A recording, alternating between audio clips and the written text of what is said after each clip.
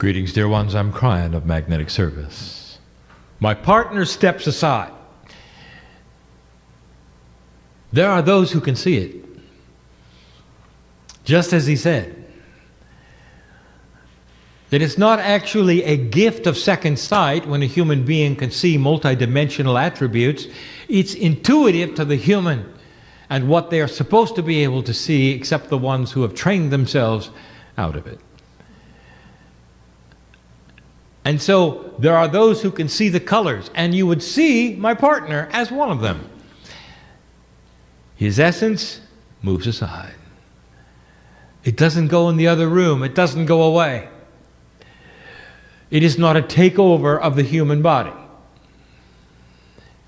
Channeling is an honoring of the higher self in combination with the corporeal self in a meld that is a partnership of appreciation and awareness. And this is the way it is supposed to work. So that the corporeal self and the innate, which is your smart body, can cooperate with the intellect, with the language, with the linear translation of a multidimensional concept. And that's who I am.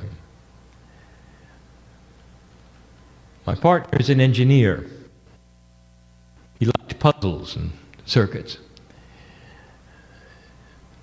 That's not a mistake. For when it came time to iron out all of these issues that he had regarding the spiritual part of himself, and he drove himself to a place that would be able to translate the concepts of spirit pouring through his pineal, he turned to what he knew. Structured that which had to be structured.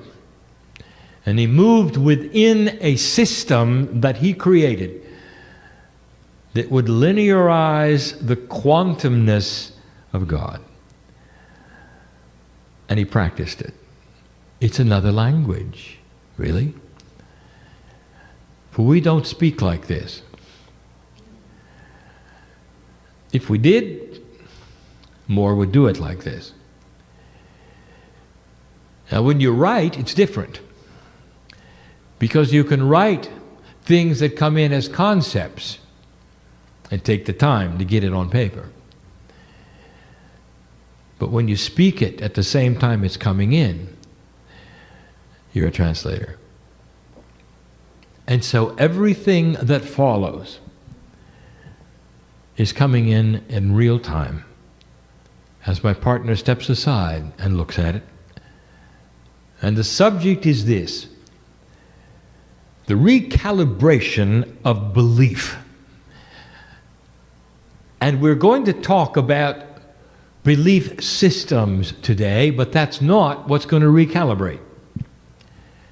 It's not the doctrine that's going to recalibrate itself, dear ones, of those who are religious or not religious, or part of groups or not part of groups. It is the belief of something else that is even more dramatic that's going to occur. It's all part of changing what we would call normal. And so we want to bring you this message, one that is very similar to the one we brought yesterday, in a way that is succinct so that you can understand it. So we've got to start with some statements. I want to share with you a fact. And I always want you to return to this fact. What was the most intuitive thought of humans in the very earliest of days before recorded history about God? What did they think? What did they do? Humans create construct for everything because it's comfortable. And there is no judgment of the constructs that they must create in order to move from one box to another. They like to create hierarchies because that is the way they live, that is their consciousness. And so that is all normal. right now on the planet, approximately 80 to 85% of humanity believes in the afterlife. Almost all of the religions on the planet, over 99%, are monotheistic. You might say there is an agreement among humans at a basic level that they belong to God.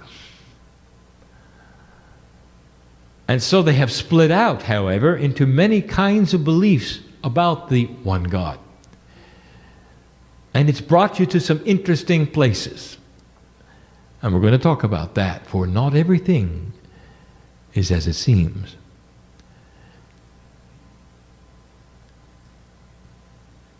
The Hindus say that they have the oldest religion on the planet. That's not so. But let's say it is. Because to say otherwise would then have to reveal the things that there is no evidence of. And it's a lot easier to go with what they say and honor what they say. And if you look at what they believe, it may be confusing because it would appear that they have many gods. The very fact is they do not. They are monotheistic as well, but they have many faces of God. They've compartmentalized the energies of one God into many. And in the process, it helps them.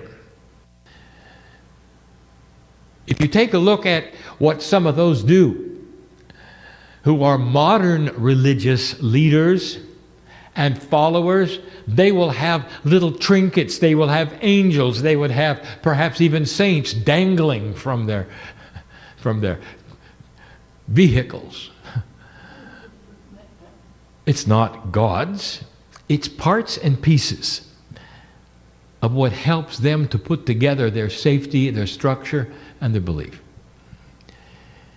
Now I want to tell you the attitude of God toward all of this. And I'm going to start the channel with that. And we have said this before. I want you to remember this. I want you to remember this more than you remember anything else.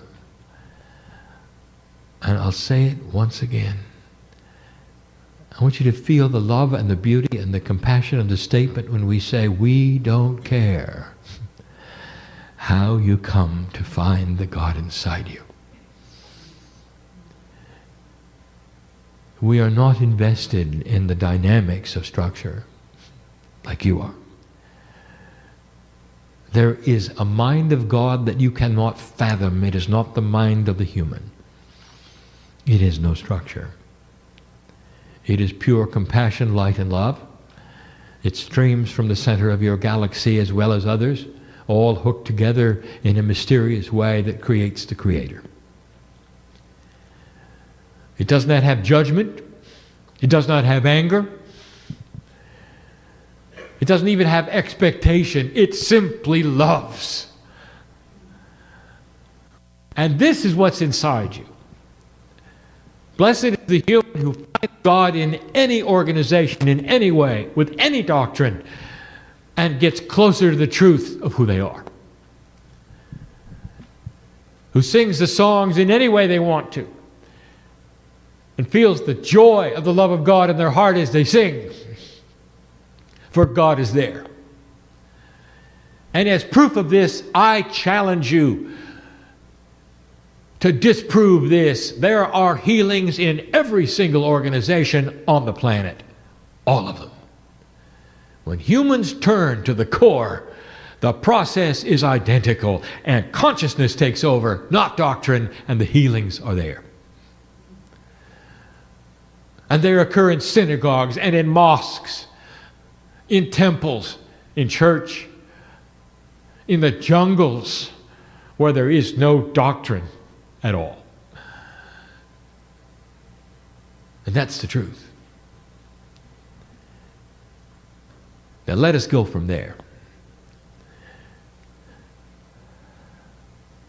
If you look at the belief systems of the original organizations on the planet, the intuitive thoughts that came first before anything else, you'll see it in the Hindus and the Buddhists. The oneness of all, the monotheistic God, the idea of past lives, the idea of cumulative learning, karma, ascension, a human being who is so ascended that they cannot even tell which life they're in. All original thought.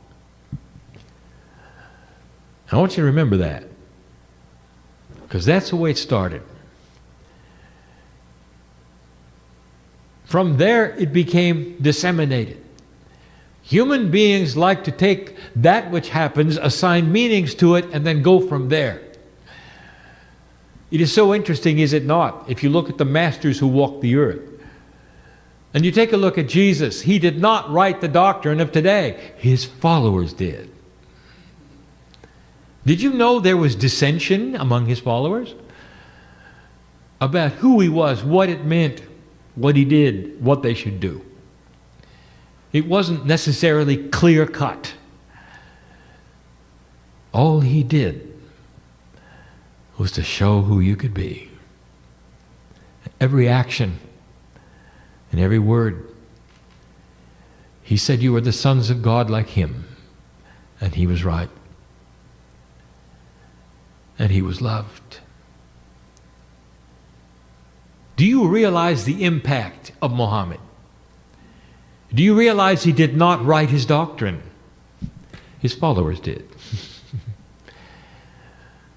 Do you realize that both Jesus and Muhammad are responsible for over 1 billion followers each on the planet? And that they each represent a different kind of culture that would be attracted to them? Do you realize how much they have in common? Do you realize they're both of the lineage of Abraham? Dearly loved, both of them. And here to show examples. Muhammad was about unity. He spoke to the angel in the cave who gave him the instructions that he carried out flawlessly and changed the earth and the Arab world because he followed the instructions. They love him for that. But he didn't write his doctrine. It is interesting, is it not, what human beings do when they see the mastery of God within a human being and how they fall upon their knees and they decide to worship the human instead of what he taught. But this is the box that you choose to put yourself in all over the world. When you look at the kinds of things that you believe and the vast differences of them, there is going to be a change of belief, and the belief is not about the doctrines and it's not about the prophets. The belief that's going to change is about how they can mesh together in compassionate action of tolerance. I want to give you an example.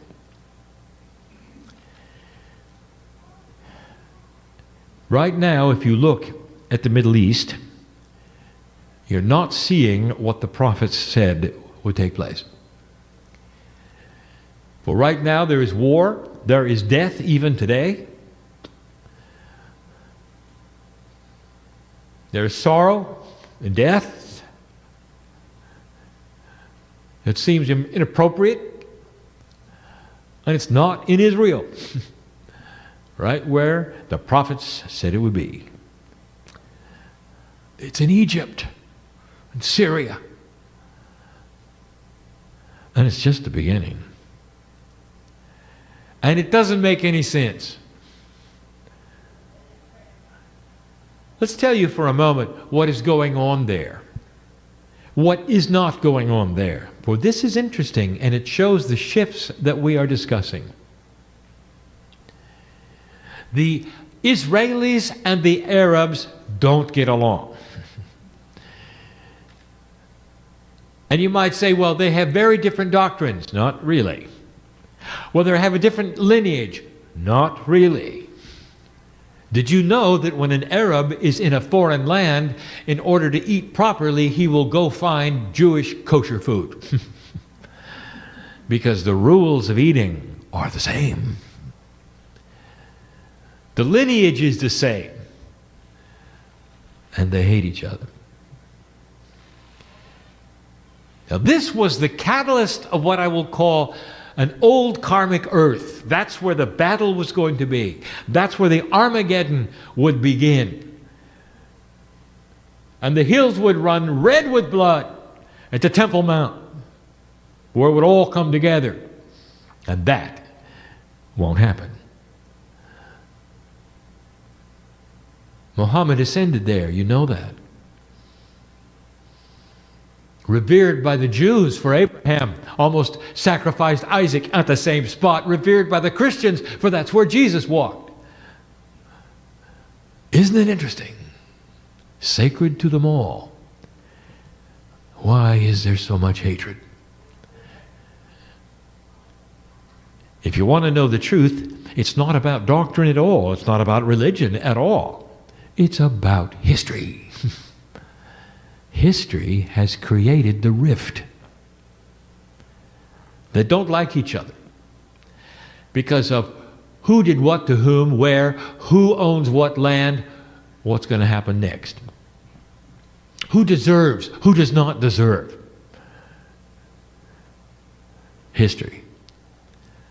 Now, what if I told you, dear ones, that that's going to change soon? Soon to me does not mean soon to you. Well, let me tell you about it. There would be those who would say it cannot change. It is so old, it is so divisive, it is so filled with politics and hatred that it can never be solved. I'm going to look at you and I'm going to say, oh really? I would like to present something to you you should hear. How do you feel, American, about Japan? And how do they feel about you? And what did you do to each other? And the answer is this, best friends. There are still Japanese alive that remember the Holocaust in their land from the nuclear fallout. There are still Americans alive who remember what it was like to have an attack on their land.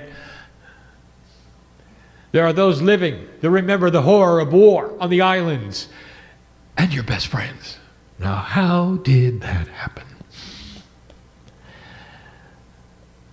And I will tell you, there was a healing over a generation or even less that occurred because it could, because consciousness allowed it to, because you didn't hold a grudge and you moved forward. There are a lot of Jews in Germany, and they like it there. Their parents lived there.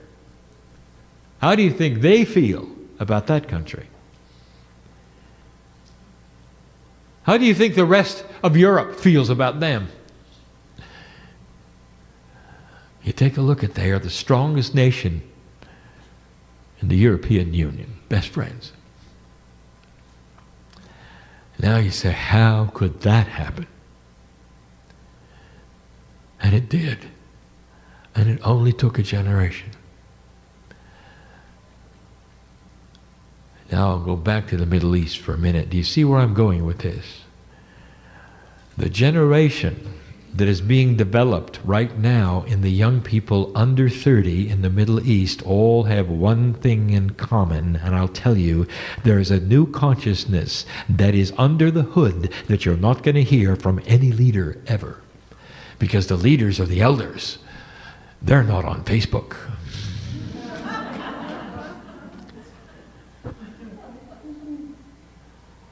Israelis are talking to Palestinians, they're talking to Iranians, and they're all agreeing, once we get control, we don't want war. We want the good things. We want hospitals that work and insurance that works. We want the things that the other people have. We want health, schools, abundance where it's appropriate, good food, and friendship. The last thing we want is annihilation. And I want to tell you, that is a change in belief. Can you imagine a time where an Iranian could visit Israel and have a good time? And vice versa.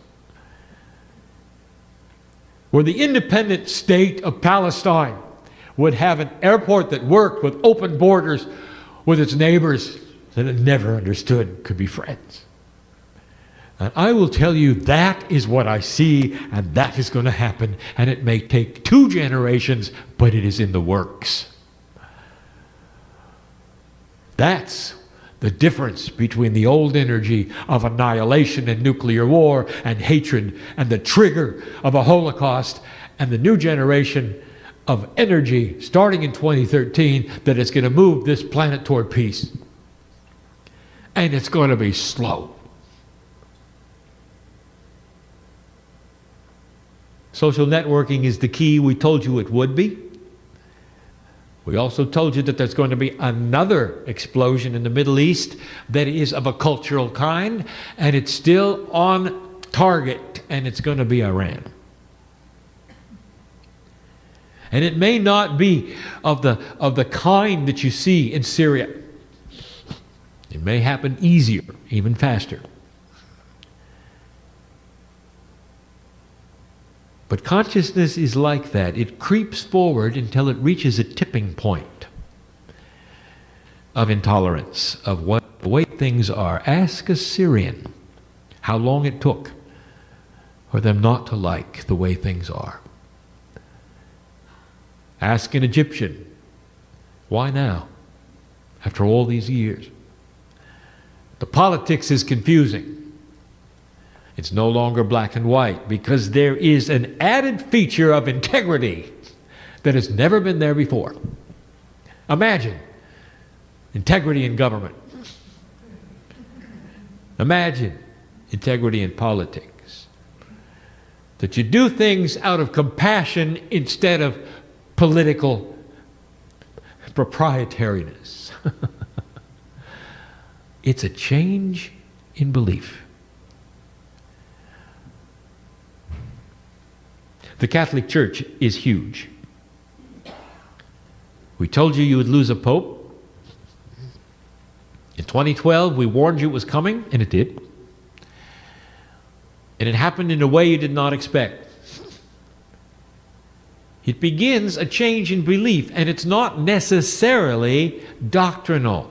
The belief is going to be in the tolerance of things that before were intolerable. Look at the words of the new pope. Starting to talk about even the things in Scripture in Leviticus that said one thing and he's saying another. The Holy See is beginning to see. And when he sits in the chair of ex cathedra, don't be surprised if he gets messages from God about how you can compassionately change the church in tolerance for all that is around them like never before. The fundamentalist you would meet in the street in this city loves his Savior. And you can feel the love of God in him. It's the same love of God you feel when you are next to that which you know is the Creator, and you share that, dear ones.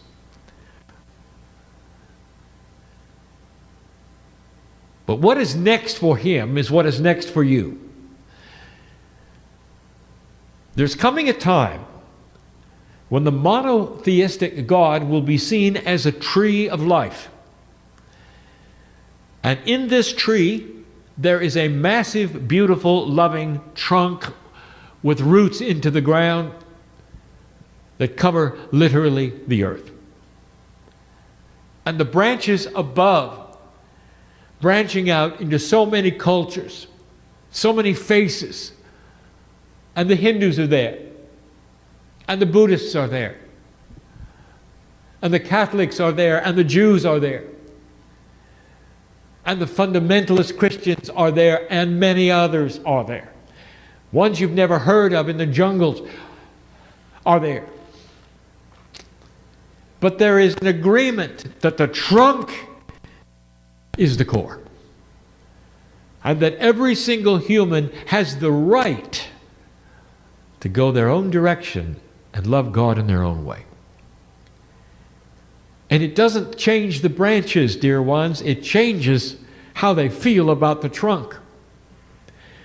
It's about a compassionate action that is going to occur on this planet where they look at the rest of humanity and they say, your way is not our way, but we'll live next to you.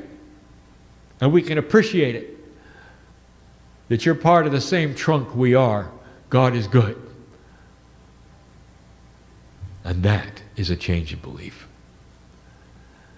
A softening of judgment. Turning away from the doctrine being the only way, and instead understanding that the doctrines are the way that they wish them to be for their comfort and their belief. A softening of the idea that you can worship any way you want to and still be part of the trunk. And some of you will say, impossible, we've looked at the doctrines. We've looked at the doctrines. And doctrines, some of the doctrines are so clear in what they say, you cannot go to heaven unless you do this or you that or that or that. Cannot go. Someone would say, well, the doctrines have to change. And we say to you, no, they don't. They can soften and still be there. How do you feel about the Japanese? Did history change or did you? I want to ask a Jew, how do you feel about the Germans? Did history change or did you? And there'll come a day when I can look at the doctrines, you might say, and say, did the doctrines change or did you? That's the change of belief. We give this message in love and not wishing to offend any belief anywhere, because God doesn't care how you find him and her. Doesn't matter. You have a piece of God in you, and every single human looks for it from birth. Some of you have decided it's not there, and you go your way. 80% have decided it's very, very much there, and have come to their own conclusions in the boxes they want to build in order to find God. All appropriate for the time, for their path. Old souls are the ones who are in this room. They've decided they don't need a doctrine. There are millions of old souls all over the earth who believe the same thing without any organization, without any leadership, without any central book or prophet. Now that's quantum. That's an old soul. Do you see how these things are changing? Here are my instructions to the new age. I want you to relax. I want you to include the human beings on their prayer rugs to their prophet. I want you to love them as much as you love the one who's sitting next to you. I want you to love the one who's in the Catholic Church as much as you love the one who's next to you. I want you to love the fundamentalist Christian as much as you love the one next to you, and watch what happens to them when you put that out. Old soul, this is in your court, not theirs. And when you do this, there's going to be a reciprocation of energy. It's going to disarm hate. They will look at you and see God in you and say, how can this be when I was told it couldn't be? I think I'll relax a little. And you're going to see it. And they will still be a fundamentalist, or they'll still be a Muslim, or a Catholic or a Jew or a Hindu or a Buddhist. But they'll see God in each other. How can I explain how I know this is going to happen? And I will tell you the truth, because the Pleiadians had the same thing. Do you think for a moment that you can have civilization without this happening? It does. And they did. And they solved it. And today, if you could ask them what happened, they would say, we melded into the appreciation of the compassion of the oneness of the Creator. And that's the lesson of what it can be. So go make it happen. And so it is.